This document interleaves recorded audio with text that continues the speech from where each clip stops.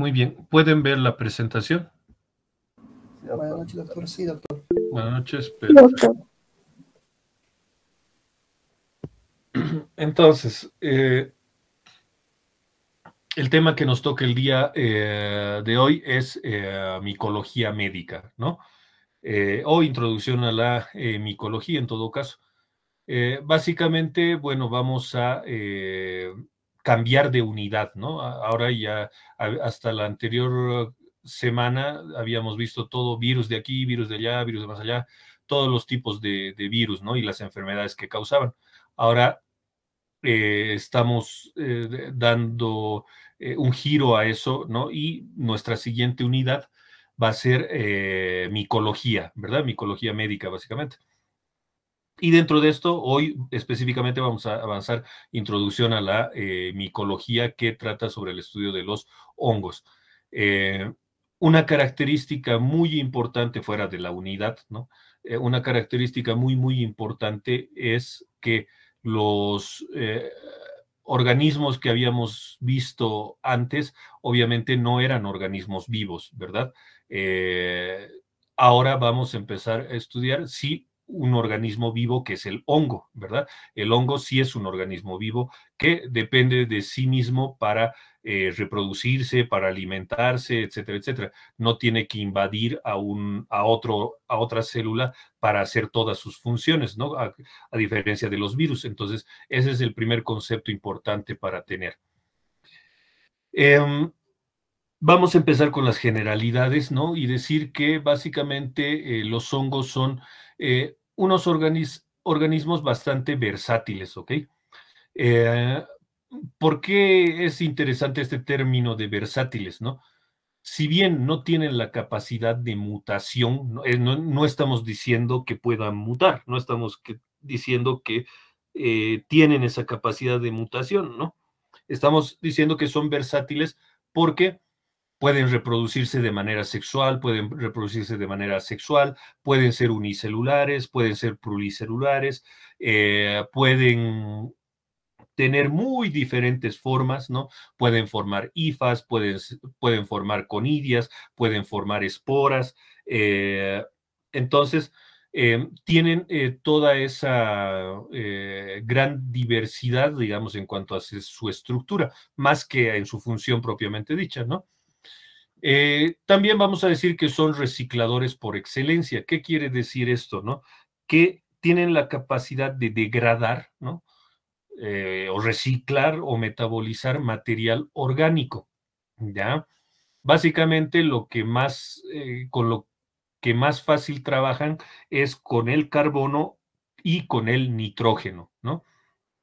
Debido a esto, es que son muy útiles al ser humano, ¿no? Es decir, hay más hongos beneficiosos para el ser humano que perjudiciales para el ser humano. ¿Por qué? Porque gracias a esta capacidad de reciclaje o a esta capacidad de poder degradar material orgánico, se les da mucho uso, ¿verdad? Uso industrial, uso en agricultura, uso en la creación de medicamentos, por ejemplo, ¿no? Uso en la creación de una vacuna, de la vacuna tal vez más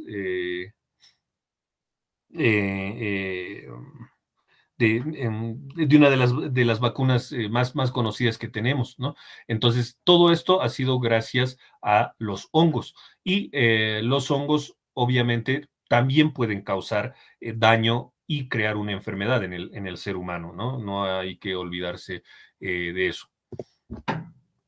Dentro del reino al que pertenecen los hongos, básicamente aquí tenemos una clasificación. Obviamente la clasificación de los seres vivos dependerá de qué literatura estamos hablando, ¿no?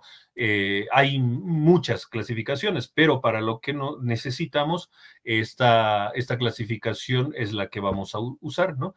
Y tenemos a las arqueobacterias, ¿no? Que son las bacterias más antiguas, ¿no? Las bacterias más arcaicas que tenemos y más simples que tenemos también. Luego tenemos a las eubacterias como tal, que son las bacterias propiamente dichas, ¿no? Salmonella, Escherichia coli, la que ustedes quieran. Tenemos el reino protista o cromista, ¿no? básicamente estos tres grupos, ¿no? Están diferenciados de los de abajo porque no tienen un núcleo propiamente dicho, ¿no? Es decir, no tienen un núcleo verdadero, si ustedes quieren, ¿no? Su material genético está diseminado en su citoplasma, en el citoplasma de sus células. Entonces, no hay una membrana nuclear que separe ese material genético de las organelas, del citoplasma, de las proteínas de ese microorganismo, ¿no? Y tenemos ya los siguientes, ¿no? Que estará conformado por los protozoos, ¿no? Por el reino fungi o fungi, por las plantas y por los animales. Aquí ya sí estamos hablando de un reino eucariote, ¿verdad? O de organismos formados por células eucariotes. Y básicamente, ¿qué es una célula eucariote? Es una célula que tiene una membrana nuclear, ¿no? Una membrana nuclear que separa su material genético del resto de la célula. Esa es una célula eucariote. Y dentro de esto está el reino fungi, que pertenece a los hongos. Entonces, para hacer una definición, digamos, vamos a decir que los hongos son organismos eucarióticos, entonces, ¿no? Son organismos eucariotes. Heterotróficos, ¿no? ¿Qué significa que sean heterotróficos? Lo que decíamos, que tienen la capacidad de trabajar, de degradar, de almacenar, de metabolizar contenido orgánico, ¿no? Habíamos dicho principalmente carbono, principalmente nitrógeno, pero también pueden hacerlo con el hidrógeno, pueden hacerlo con el oxígeno, etcétera, etcétera. Eso significa que son heterotróficos, una característica muy, muy importante de los hongos. Un hongo puede alimentarse de un organismo vivo o puede alimentarse de un organismo muerto o puede alimentarse de un organismo no vivo, ¿no? Por ejemplo, la gelatina, ¿no? La gelatina es un organismo no vivo, ¿verdad? No tiene vida la gelatina. Sin embargo, tiene químicos, ¿verdad? Dentro de sus químicos estará el famoso carbono que decimos, estará el famoso nitrógeno y un hongo puede colonizar y alimentarse de la gelatina. A eso nos referimos con organismo heterotrófico o heterótrofo, ¿no? Habíamos dicho, pueden ser unicelulares o pueden ser pluricelulares, y en su necesidad de absorción de nutrientes, en su necesidad de alimentación, van a desarrollar varias formas, ¿no? Y su estructura generalmente va a estar compuesta por un cuerpo difuso que eventualmente puede ramificarse o puede quedarse de manera tubular, ¿no? Por lo general, otra característica importante de los hongos es que son inmóviles, ¿no? Son inmóviles. Y se reproducen de manera asexual o de manera sexual por medio de esporas, ¿ok? Otra característica importante es que no tienen clorofila, ¿no? Es decir, carecen de clorofila. Básicamente, ¿qué es esto de que carezcan de clorofila? La clorofila es una sustancia que usan las células vegetales específicamente, que gracias a sus cloroplastos pueden, mediante un ciclo específico, generan energía que hacen que esas células vegetales puedan cumplir su función, ¿verdad? Entonces, no es el caso de los hongos. En algún momento sí se creían que existían hongos con clorofila y hongos sin clorofila, ¿no? Entonces, hoy en día sabemos que los hongos no producen clorofila o no sintetizan, no metabolizan la clorofila, ¿verdad? Porque la clorofila viene del sol y la planta o la célula vegetal, básicamente en su cloroplasto, químicamente hace transformaciones y de la luz del sol hace que se genere energía para esa planta, ¿verdad? Esto no hace el hongo, ¿no? Y eso le da características especiales. Uno, que no dependan de la luz, ¿verdad? Si yo dejo esa famosa gelatina que hemos dicho, si yo dejo esa gelatina, por ejemplo, en la oscuridad, ¿no? En la oscuridad, y lo dejo una semana, por ejemplo, en la oscuridad, a la semana yo voy a ver que esa gelatina está podrida, si ustedes quieren, y tiene puntitos o tiene una especie de como una superficie algodonosa, ¿verdad? ¿Qué es eso? Hongos. Ahí han crecido hongos, ¿verdad? Entonces no dependen de la luz.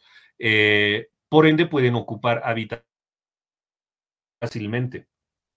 Por eso el hongo crece en todo lado, ¿no? Básicamente tiene la capacidad de crecer en todo lado. Pueden invadir el interior del sustrato, de un sustrato, con sus filamentos absorbentes. También puede ser el caso. ¿Por qué? Porque existen hongos que tienen esa forma filamentosa que vamos a ir viendo más adelante. Están formados por una pared celular, ¿ok? Esta pared celular está compuesta por quitina, básicamente. El 80% de la pared celular es quitina. Y a su vez está formado por una membrana celular. Una cosa es pared celular, formado por quitina, y otra cosa es membrana celular, formado por ergosterol, ¿ok? La membrana celular está por dentro de la pared celular o por debajo de la pared celular, si ustedes quieren, ¿no? Los organelos que tienen los hongos son muy diferentes a los de las plantas. El organelo más importante de la planta es el cloroplasto, decíamos, ¿no?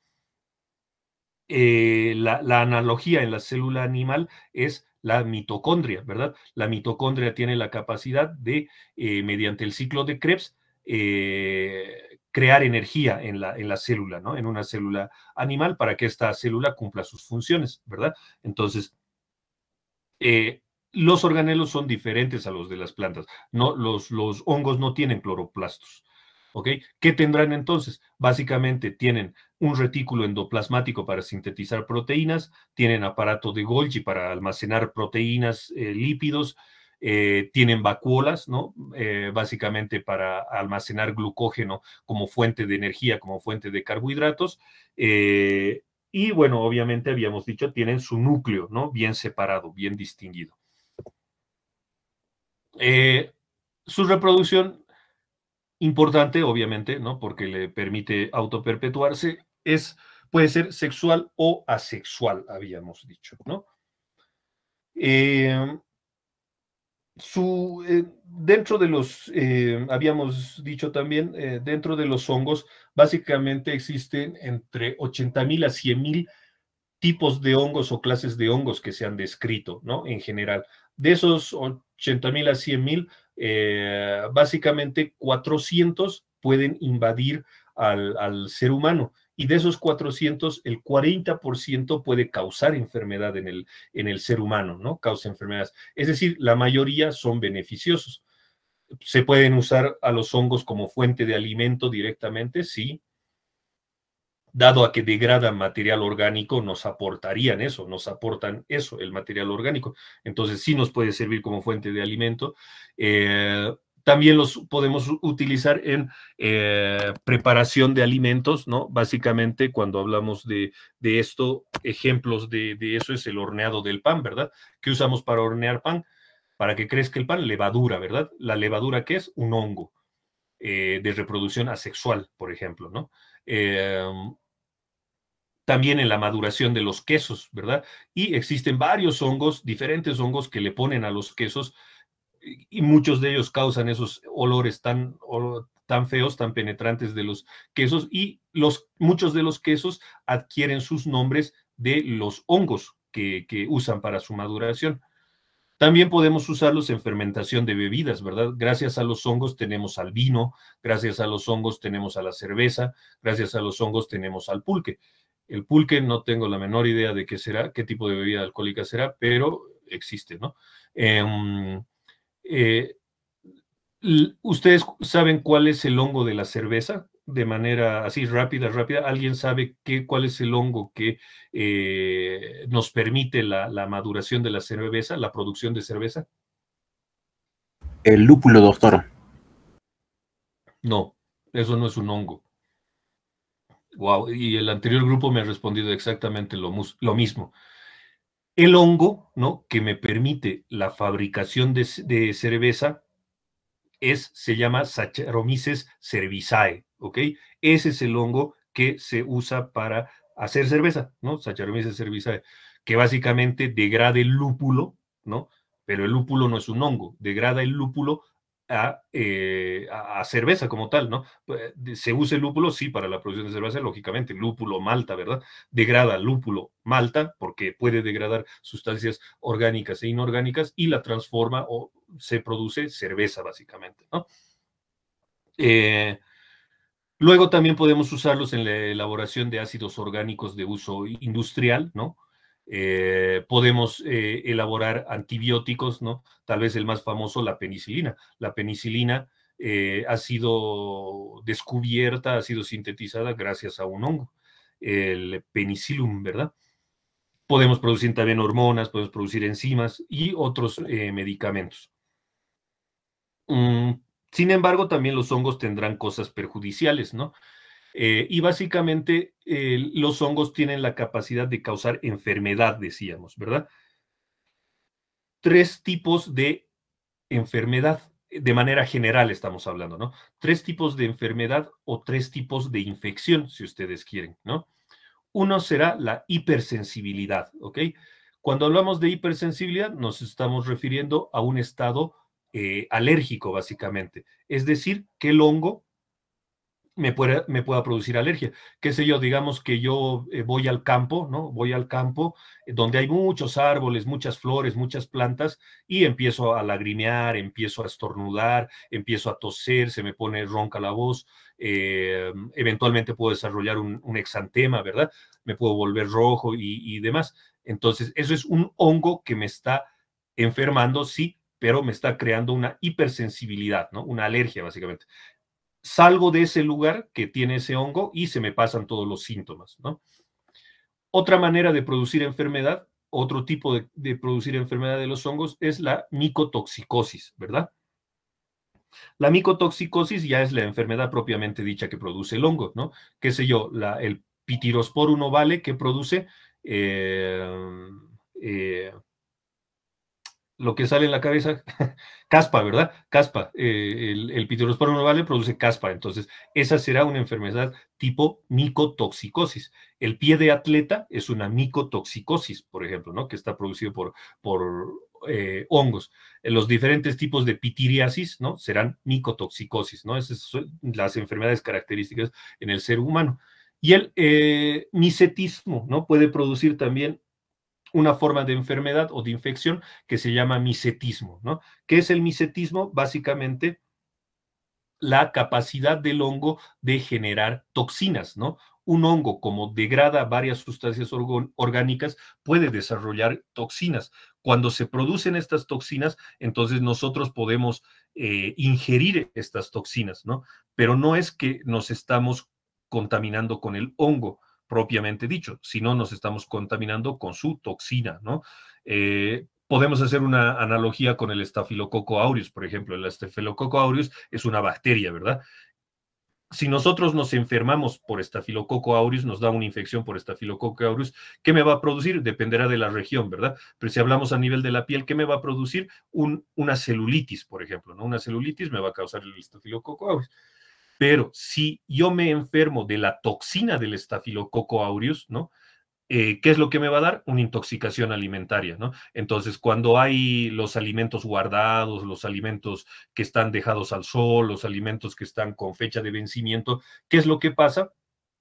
Un misetismo, es decir, no nos enferma la bacteria propiamente dicho o el hongo propiamente dicho, nos enferma sus toxinas que se producen en ese alimento pasado. Y generalmente también los signos y síntomas, el dolor de estómago, la diarrea, las náuseas y los vómitos, eventualmente la febrícula que puede haber y demás.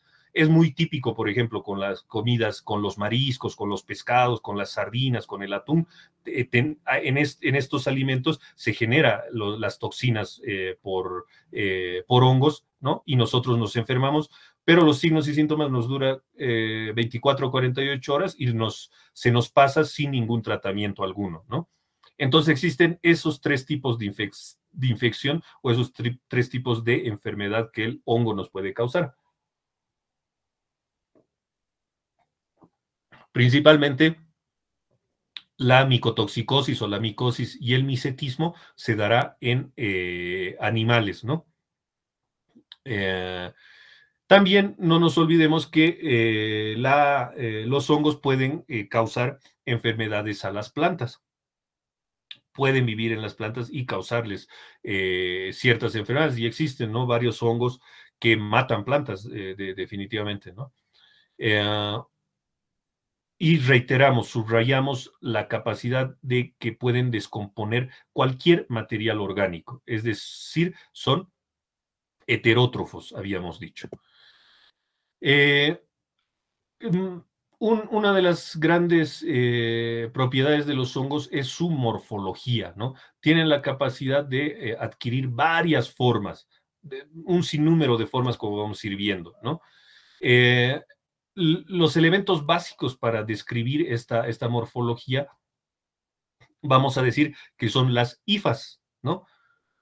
Hifas solamente, ¿no? Hifas solitas que básicamente serán como unos tubitos o como unas bombillas, ¿no?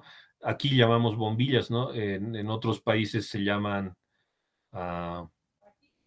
pajillas, ¿no? Entonces, esas son las hifas, ¿no? Esas son las formas de las hifas. Ahora existirán hifas con esporas.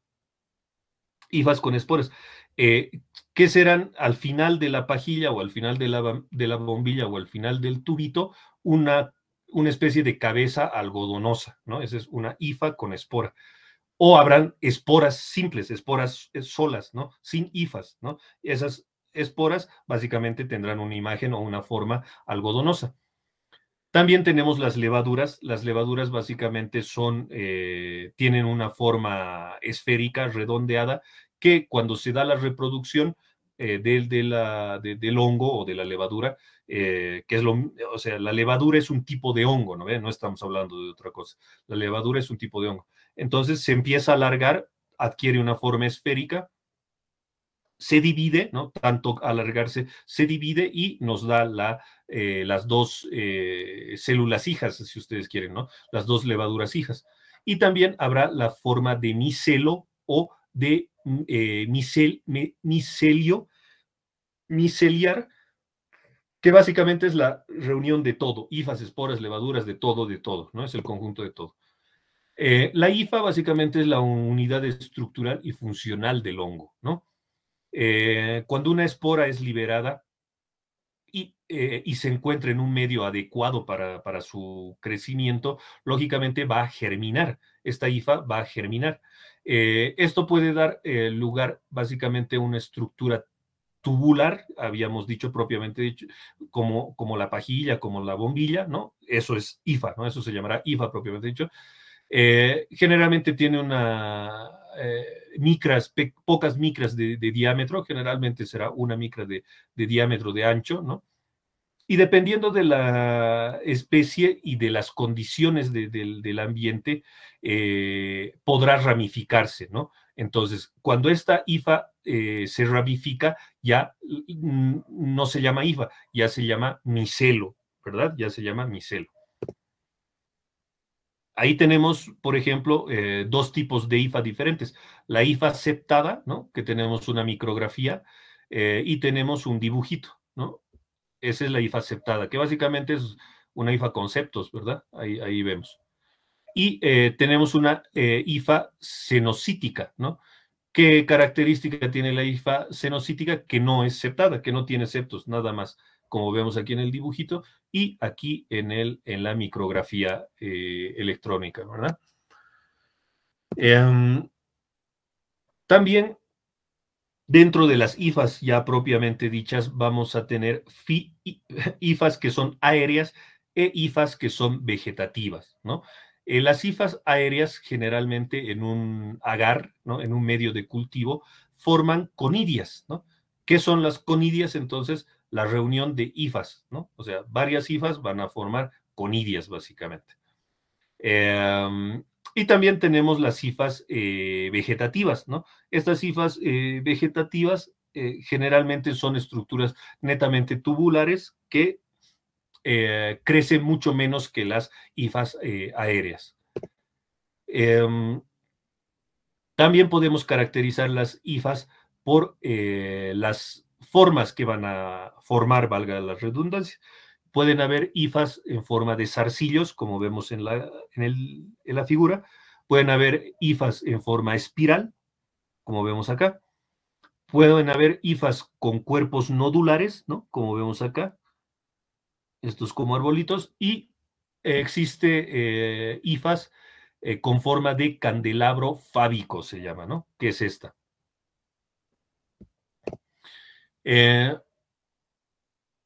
Por la adquisición de, vamos a decir, por la adquisición de estructuras propias, también podemos tener las hifas pectinadas, ¿no? Como ven acá, son una especie de espiculitas. Esta será la bombilla o la pajilla, ¿verdad? Y encima de eso están formando una especie de espiguitas, ¿no? De espinos. Estas serán las hifas pectinadas. Tenemos las hifas rizoides, ¿no? Que asemejan al rizo de cabello, si ustedes quieren, como pueden ver acá. Y tenemos las hifas raquetoides o con forma de raqueta, ¿no? Que son hifas en toda dirección, ramificadas, una reunión de todo eso. También tenemos a las levaduras, decíamos, ¿no? Que básicamente son células individuales. Entonces, en este caso estábamos hablando de microorganismos unicelulares, ¿verdad? Las levaduras son redondeadas, ¿no? Habíamos dicho que pueden llegar a tener una forma oval el momento de su reproducción, ¿no? Y ese momento de la reproducción van a formar pseudo-hifas, se llama, ¿no? O sea, llega a elongarse tanto que parecería, ¿no? Simularía una hifa, es decir, un tubito, ¿no? Pero no es el caso, porque después de la reproducción vuelven a su estructura redondeada, ¿no? Y obviamente se van a dividir formando dos células, una más pequeña y una más grande, ¿no? Estas se llamarán blastoconidias. Y la reunión de estas blastoconidias se llamarán conidias propiamente dichas. Estas son las conidias.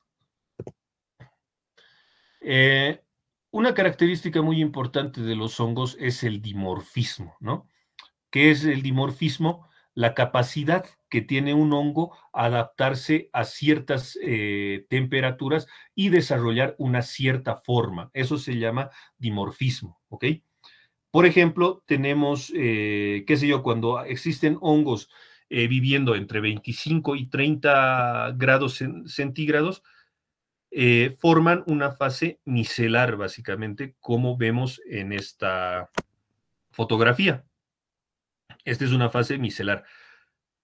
Si la temperatura pasa de ser de 35 a 37 grados, es decir, más alta, tendrán la capacidad de formar una fase levaduriforme, ¿no? Como vemos aquí. Esta es una levadura que está reproduciéndose, ¿no? Y está formando básicamente dos estructuras secundarias, una más pequeña, una más grande. Entonces, ya hablando dentro de lo que es la reproducción, ¿no? ¿Qué estructuras están relacionadas con la reproducción asexual, específicamente hablando, ¿no? Los conidios, ¿no? Eso será lo primero. Los conidios es una estructura de reproducción asexual que puede originarse directamente de una hifa, ¿no? O del extremo modificado de esta hifa, ¿no? El ejemplo, hemos dicho, son las levaduras, ¿no? Y ¿qué nombre le vamos a dar al extremo modificado de una hifa? Conidióforo, ¿no? Ese será un conidióforo. Luego tenemos las blastoconidias, ¿no? Básicamente, en el caso de las blastoconidias, es la forma esférica del hongo, ¿no? Que se va a ir alargando, y va a crear una especie de cuello, ¿no? En la estructura y finalmente quedará formando estas estructuras como vemos en la micrografía. Tenemos los poroconidios o las poroconidias.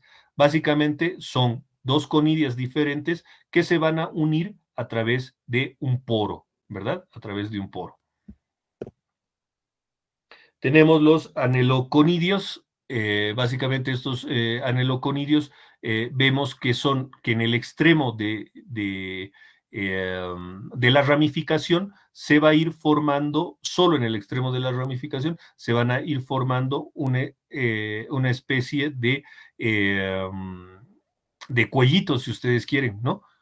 Lo cual nos va a dar este aspecto, ¿no? Qué sé yo, de varias cabecitas, ¿no? Como vemos aquí, son como varias cabecitas, una encima de otra, ¿no? Esos son los aneloconidios. También tenemos a los fialoconidios, ¿no? O fialoconidias, que básicamente esa separación entre cabecitas, como veíamos en los aneloconidios, ¿no? Ya es total, ¿no? Es total. Y son cuerpos totalmente independientes, por ende, ¿no? Y estos cuerpos pueden liberarse. Cada esferita, si ustedes quieren, puede liberarse de la esfera inferior. Luego tenemos los macro y microconidios, ¿no?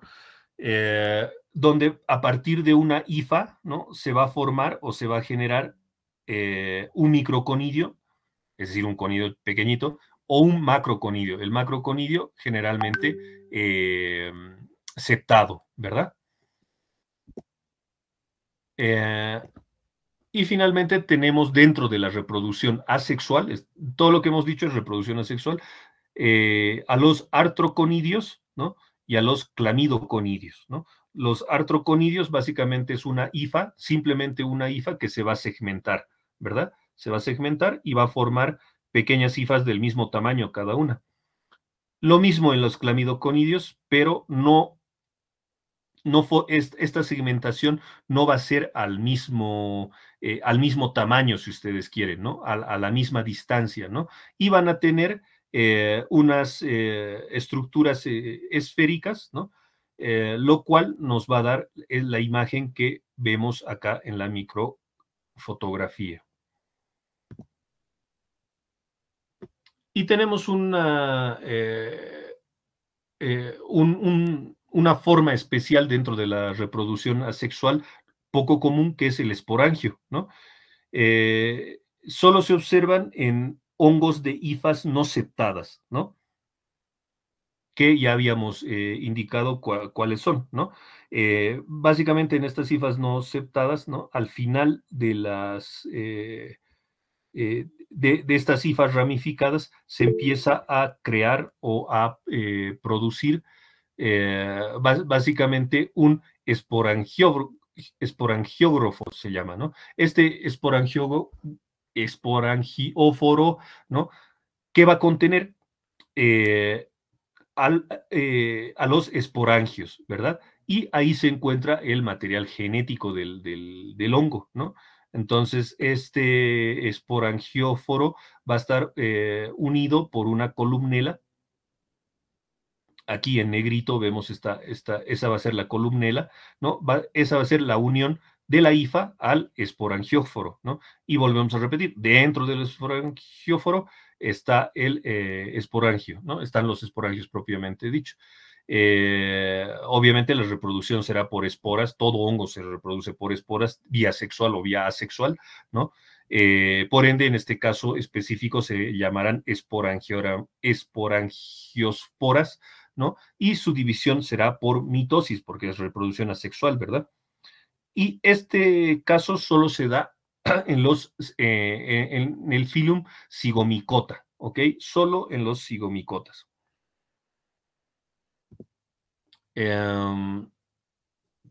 Ahora, hablando ya de la estructura relacionada con la reproducción sexual, ¿verdad? Básicamente ahí tenemos otros nombres, ¿no? Esto de los nombres sí es un poco difícil, ¿no? Pero sí es una terminología que se usa en micología, ¿no? Incluso hay más de esto, y eventualmente vamos a ver la manera de poder hacer un glosario de todos estos términos micológicos para pasarles, obviamente, ¿no? Pero esto estará supeditado, lógicamente, a que ustedes estén haciendo bien sus trabajos, están atendiendo la clase, responden las preguntas, dan buenos exámenes, ¿no? Entonces ahí uno dice, vale la pena el trabajo que estoy haciendo, entonces trabajaré más y les vamos a hacer un glosario, ¿no? si es el caso, ¿no? Si no, ¿no? Si hacen todo lo contrario, no dan malos exámenes, no responden preguntas, no hacen su trabajo APA y demás, entonces no se les dará nada porque ¿para qué? ¿Verdad? Entonces, dentro de estos, dentro de la reproducción sexual tenemos a los ascas, ¿no? Así se llaman, ¿no? Que básicamente son dos células compatibles que van a formar, que se van a unir y van a formar un huevo, ¿no? O cigoto. Estas células, lógicamente, tienen que ser de una misma especie, ¿no? Y la división, dado que es reproducción sexual, se dará por meiosis, ya no por mitosis, lógicamente, ¿no? ¿Qué me va a dar origen? A esporas, básicamente. Todos los hongos, volvemos a repetir, van a reproducirse a través de esporas, es decir, el bebé del hongo, si me permiten el término, el bebé del hongo es la espora, ¿ya? Y luego van creciendo, lógicamente, y van teniendo todas las formas complejas que estamos describiendo en este momento. Entonces, ese nombre de esas esporas se llamarán ascosporas, ¿no? Esta reproducción sexual por ascosporas está dado en el filo Ascomycota. Y ahí vemos, ¿no? Son básicamente dos células del mismo tipo que se van a unir. Aquí esta es la formación del cigoto, ¿no? En el cigoto básicamente están las ascosporas, ¿no? Las ascosporas. Luego tenemos los basidios, ¿no? Los basidios, que obviamente también tenemos que decir que los basidios tienen una reproducción sexual, ¿no? Donde los gametos se van a unir a través de hifas comunicantes, ¿no? Básicamente la célula resultante se va a alargar y va a obtener el nombre de basidio, ¿no? Su división va a ser de igual forma que en la anterior por meiosis y va a dar origen a sus esporas, que son sus bebés, si ustedes quieren, y se llamarán en este caso basidiosporas, ¿no? El filum donde se produce esto se llaman las basidiomicotas. Y finalmente tenemos al cigosporangio. Básicamente en el cigosporangio existen dos hifas compatibles que se van a unir por una estructura que se va a llamar el cigoforo, ¿no? Como vemos acá, este es el cigoforo. Se fusionan, estas hifas se fusionan y van a lograr el intercambio de su material genético, mejor dicho, ¿no? Y van a formar el cigosporangio, ¿verdad? Este es el cigosporangio, aquí en el dibujo y aquí en la microfotografía. Dentro de este cigosporangio se van a desarrollar las esporas. Estas esporas tendrán el nombre de cigosporas en todo caso, ¿no? ¿En qué filum se da? En las cigomicotas. Entonces, ¿no? En resumen, tenemos la reproducción asexual, ¿no? Y tenemos la reproducción sexual. ¿En qué tipos de hongos, de acuerdo a su forma, se da la reproducción asexual? En las conidias, ¿verdad? Y ahí tenemos los blastoconidias, poroconidias, aneloconidias, fialoconidias, macromicroconidias, artroconidias, clamidoconidias y el esporangio. Y dentro de la reproducción sexual, los tipos de hongos, de acuerdo a su forma, serán los hongos ascas, basidios y cigosporangios.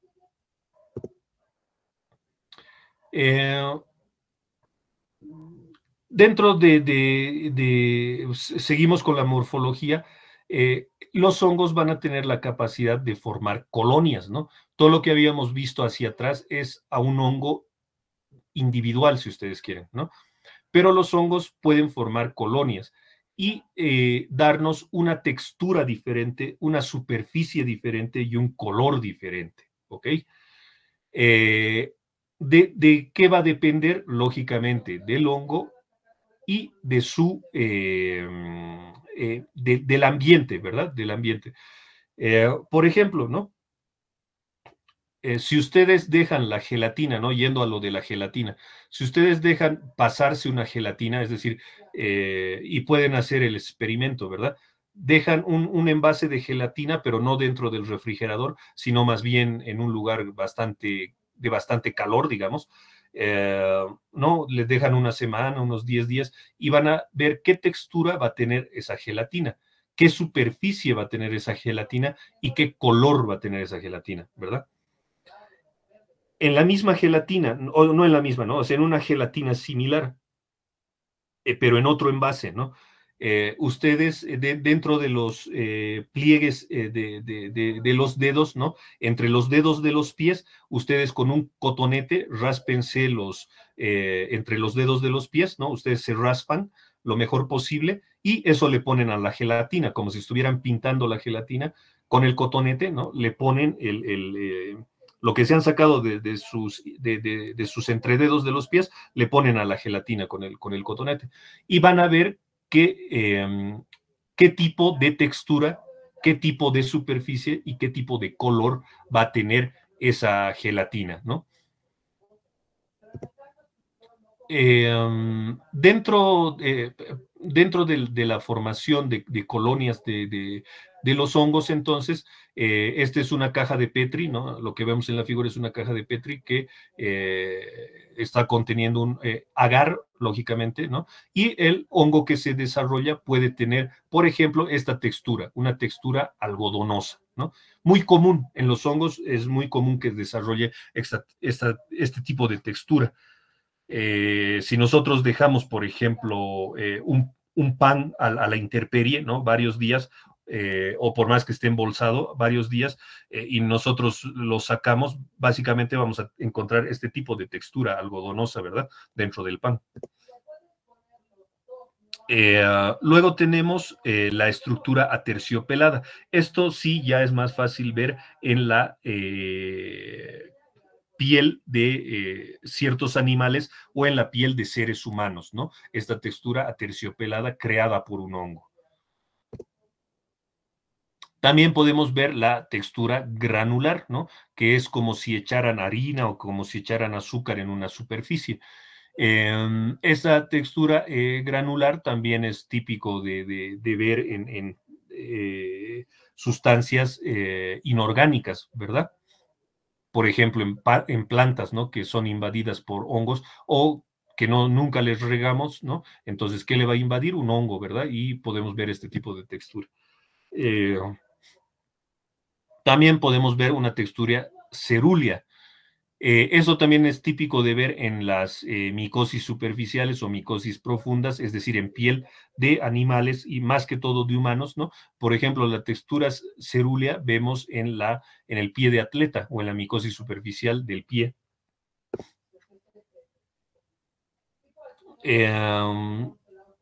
Y bueno, haciendo un resumen, ¿no? Habíamos dicho que la formación de colonias, ¿no? Nos va a dar ciertos tipos de superficie dentro del lugar donde van a invadir los hongos y podrá haber una superficie rugosa, una superficie umblicada y una superficie verrucosa, como vemos en las figuras. Hablando del color, ¿no? También varía eso bastante, ¿no? Entonces, hablando del color, básicamente, el hongo nos puede crear un color blanquecino, ¿no? Ahí estaremos hablando como ejemplo de la Norquidia brasilensis. Nos puede generar un color más rojizo, perdón, un color más rojizo. Ahí estaremos hablando de la Norcadia asteroides, ¿no? Y también un color achocolatado, ¿no? Estaremos hablando del Streptomyces species. Hablando ahora de la biología y reproducción de los hongos, que prácticamente ya es la última parte, habíamos dicho, ¿no? Que dentro de la estructura química que tiene un hongo, sus componentes celulares serán la pared celular, que está compuesta por quitina, la membrana celular, que está compuesta por ergosterol, y existirán también depósitos energéticos que se reúnen o están en forma de glucógeno, ¿verdad? Dentro del citoplasma de la célula del hongo. También va a contar con organelos, habíamos dicho, básicamente tendrá un núcleo propiamente dicho, un núcleo bien definido con membrana nuclear, tendrá retículo endoplasmático, tendrá aparato de Golgi, tendrá mitocondrias el hongo, y su DNA lógicamente estará muy bien organizado, dado a que está dentro de un núcleo, ¿verdad? Dentro del núcleo. No está mezclado con otro material, ¿no? Y existirá gran producción de microtúbulos durante la mitosis y la meiosis del hongo. ¿Qué requerimientos nutricionales tienen los hongos?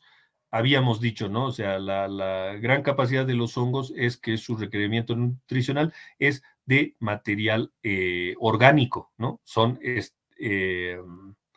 habíamos dicho, heterótrofos, ¿no? Eso significa que pueden alimentarse de material orgánico, básicamente anhídrido carbónico, agua, sales de nitrógeno, carbohidratos que formarán glucógeno.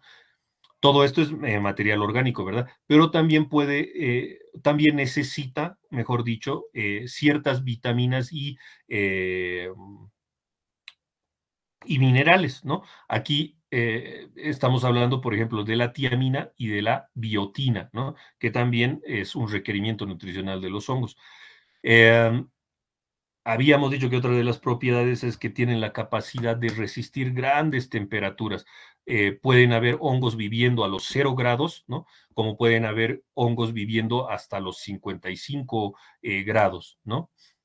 El pH ideal para un hongo generalmente es el pH ácido, ¿no? Que está entre 5 y 6 más o menos de pH. ¿Qué formas de nutrición tiene un hongo, no? Básicamente tiene 3 formas de nutrición, tres formas de sobrevivir, si ustedes quieren, ese hongo. Una forma parasitaria, una forma saprófita y una forma simbiótica, ¿ok? ¿A qué nos referimos con una forma de nutrición parasitaria? Es cuando el hongo va a invadir un organismo vivo, y va a alimentarse de ese organismo vivo, produciéndole un daño y o enfermedad, ¿no?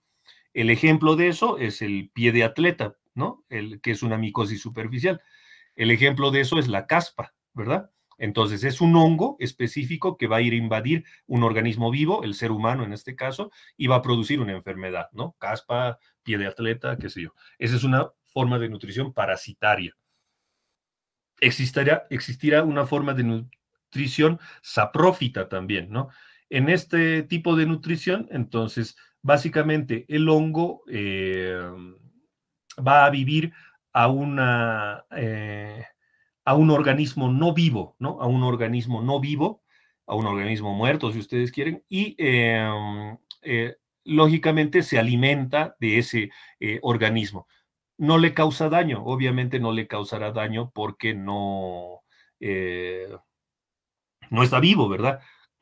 Y existirá una forma simbiótica o de comensal, que es cuando el hongo sí se va a vivir a un organismo vivo, pero no le causa enfermedad, ¿no? Entonces, en estos casos sí estamos hablando de todos los hongos que se usan, por ejemplo, para la industria alimenticia, para la agricultura, ¿no?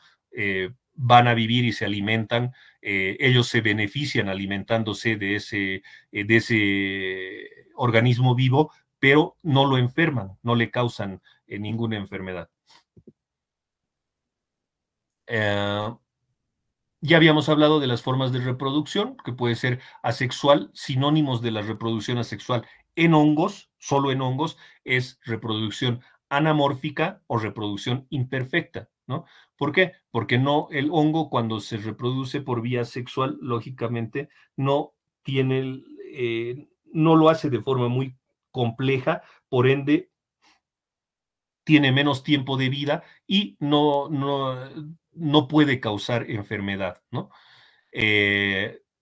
Sinónimos de reproducción sexual será teleomórfica o perfecta, ¿no? Y así se llama, ¿no? Una reproducción imperfecta nos referimos a asexual. Una reproducción perfecta nos referimos a una reproducción sexual, ¿no? Esos sí son los casos en que los hongos van a llegar a formar grandes colonias de todas las que hemos descrito, con formas más complejas y que sí pueden causar enfermedades más severas, más drásticas en vegetales o en animales, ¿no?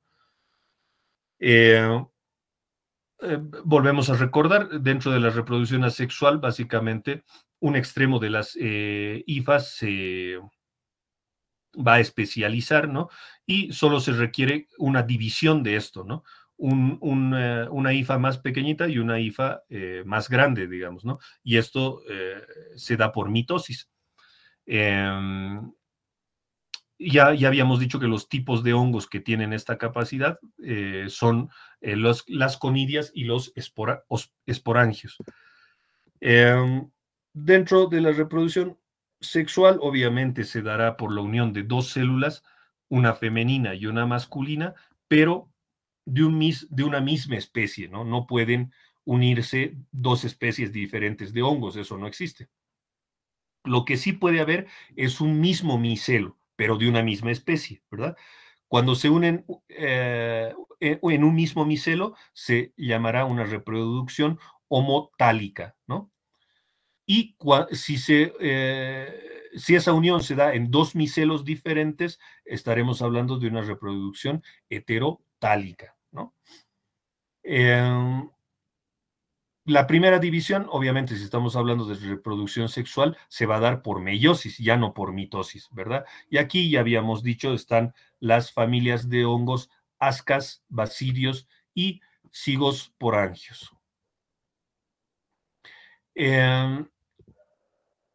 Ya habíamos dicho, básicamente los hongos se encuentran dentro del reino fungi, ¿verdad? Dentro del reino fungi, que es un reino de células eucariotas.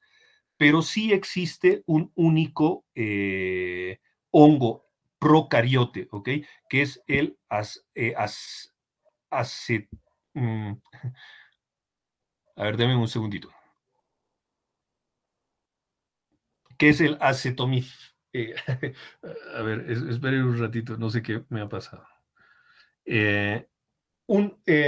Una forma de un hongo y el único hongo, decíamos, que es un hongo procariote, es el acetofil. Ahorita se los voy a escribir, ¿ya? No sé por qué no puedo pronunciar.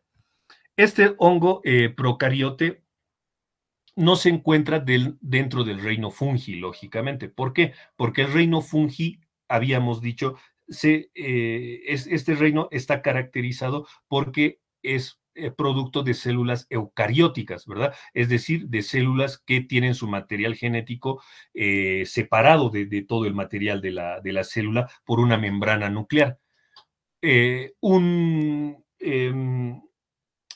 reino procariote, ¿no? Un reino procariote no tiene estas características, ¿no? Sino es una mezcla de sus genes, una mezcla de sus cromosomas con el demás material o con los organelos celulares, ¿verdad? Esto se llama el reino protista, ¿no? El reino protista o cromista. Dentro de ese reino protista sí existe un tipo de hongos, ¿no? Que ya se los escribo ahorita, pero no lo puedo pronunciar. Luego, dentro de justamente hablando de la clasificación, tenemos los hongos macroscópicos, que los conocemos como setas, ¿no? Y son, qué sé yo, ¿no? Los champiñones, son los hongos que vemos en la naturaleza, ¿verdad? Y los hongos microscópicos, ¿ok? Los hongos microscópicos pueden ser los mohos o filamentosos, ¿no? Pueden ser las levaduras y los actinomicetos. Esos son los hongos que son procariotes, los actinomicetos.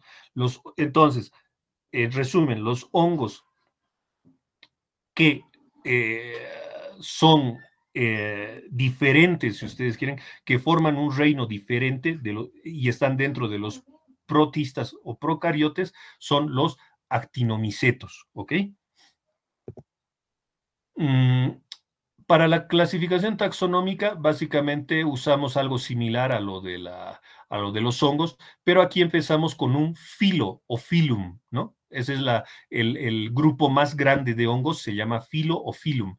Después, por debajo, existirá una clase, existirá una subclase, existirá un orden, existirá una familia, existirá un género y existirá una especie de hongos, ¿no? Y bueno, dentro de esa clasificación taxonómica, ¿no? Aquí tenemos un ejemplo, ¿no? El filum Zygomicota, Ascomicota y Basidiomicota, habíamos dicho que básicamente se caracterizan por la reproducción sexual. Eventualmente, la Zygomicota puede darse por reproducción sexual como asexual, ambas, ¿no? Tiene ambas reproducciones. Y el filum Deuteromicota sí se caracteriza por tener una reproducción asexual netamente dicha, ¿no? Y ahí tenemos los ejemplos, el caso de los Zygomicota, que básicamente cuando tienen la reproducción, habíamos dicho, forman los esporangios.